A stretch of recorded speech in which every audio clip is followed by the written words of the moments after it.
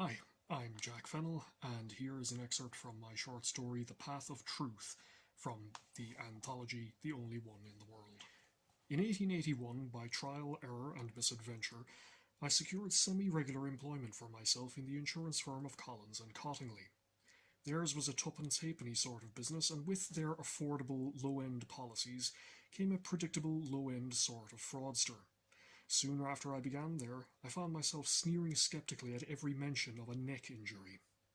It came as something of a surprise, therefore, to discover that the firm also handled naval insurance.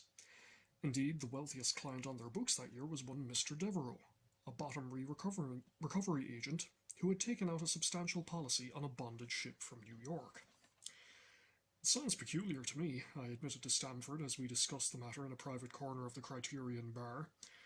I always understood bottomry to be a measure of last resort. Doesn't it essentially amount to selling the ship while it's still voyaging in order to raise the money to repair it so that it can reach its final port? Stamford had been a dresser under me at Bart's, but subsequently left medicine to pursue a legal career. I had him to thank for the recommendation that had landed me a position at an insurance firm examining suspicious claimants' injuries. The original bond itself is an insurable interest, he said. Devereux might have bought the bonds second-hand, and the ship itself may be a disintegrating orange crate, but he was still within his rights to throw good money after bad. Why do you use the past tense? Stamford grinned. Because that ship, the Ceres, is no more. It sank, so far without a trace, off the western coast of Ireland 3 days ago. Why am I the one to look into it? Stamford looked around before answering and leaned in closer. Very few know this, but a man claiming to have been the Ceres' cook was washed up on a small island called Nara. The whole affair reeks to high heaven, and we believe that a doctor dispatched to the island under the pretense of a policy-mandated medical examination would be able to winkle the truth out of this castaway. What other reason do you have to be suspicious?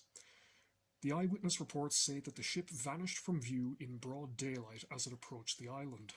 No lifeboats were launched, and apparently it disappeared far too quickly to have simply sunk.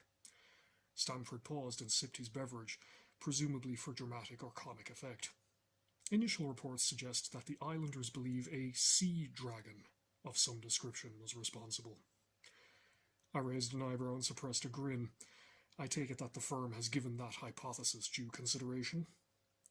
I don't know if you've ever heard what happens to ships that run aground on those islands, Watson, but devoured by a sea dragon seems an apt analogy. The whole thing sounds like a fool's errand. I urge you to consider it, if only for the chance to meet an acquaintance of mine, Sherlock Holmes.